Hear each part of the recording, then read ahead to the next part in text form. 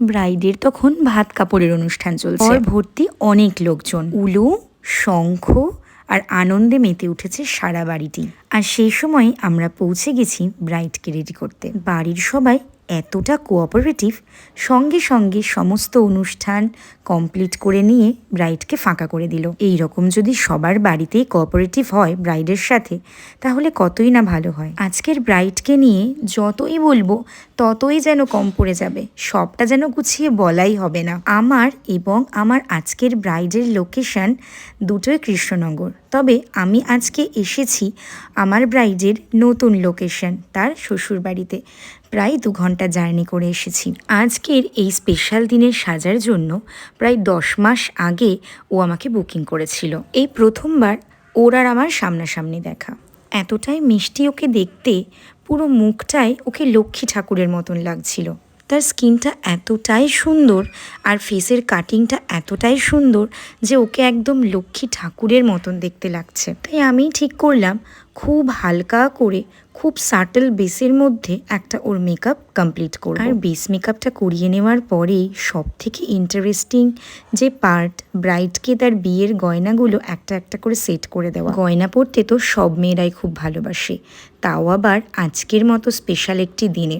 তাই makeup complete করার আগেই বেস মেকআপ করে নিয়ে আমি আগে সমস্ত গয়নাগুলো একটা একটা করে সেট করে নিলাম। আর তারপরেই ওর হেয়ার স্টাইলটাকে কমপ্লিট করে নেওয়ার ডিসিশন নিলাম, ইভেন হেয়ার স্টাইলটাকে কমপ্লিট করে নিলাম। ওর কমপ্লিট লুকটা দেখার জন্য ওর থেকেও আমি অনেক বেশি এক্সাইটেড ছিলাম। এই লক্ষ্মী ঠাকুরের মতন দেখতে এত মিষ্টি ব্রাইডটিকে কমপ্লিট লুকটা করে কেমন লাগবে, ঠিক সেইটার জন্যই আমি গয়না আর হেয়ার স্টাইলটা আগেই কমপ্লিট করে নিলাম। তোমাদের স্পেশাল দিনে আমাকে তোমরা যারা বুকিং করতে চাইছো, আমাদের অফিসিয়াল নাম্বার 7001391382 এই নাম্বারে তোমরা ফোন বা হোয়াটসঅ্যাপ করে কন্ট্যাক্ট করে নাও। 2025 আর 2026-এর সমস্ত ডেটের বুকিং চলছে, তোমরা কন্ট্যাক্ট করে নাও।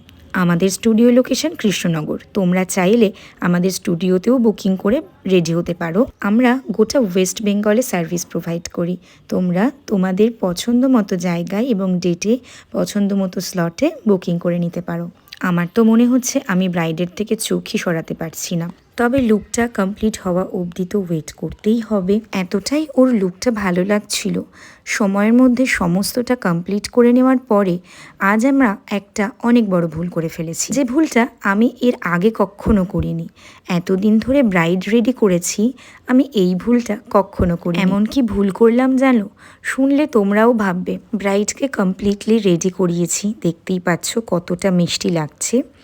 এরপরে ছোট ছোট টাচ আপ কয়েকটা জিনিস বাকি ছিল, সেইগুলোকে রেডি করলাম। কমপ্লিট লুকটা নেওয়ার পরেই জাস্ট দুটো একটা ভিডিও ক্লিপস নিয়েই আমরা লাইটিং সেট আপটা টোটালটা প্যাকিং করে, মেকআপের সেট আপ প্যাকিং করে আমরা যখন চলে আসছি, তখন ওর দিকটায় তাকিয়ে আমার হঠাৎ করে মনে পড়ে গেছে যে ওর থেকে আমার রিভিউ ভিডিওটাই নেওয়া হয়নি।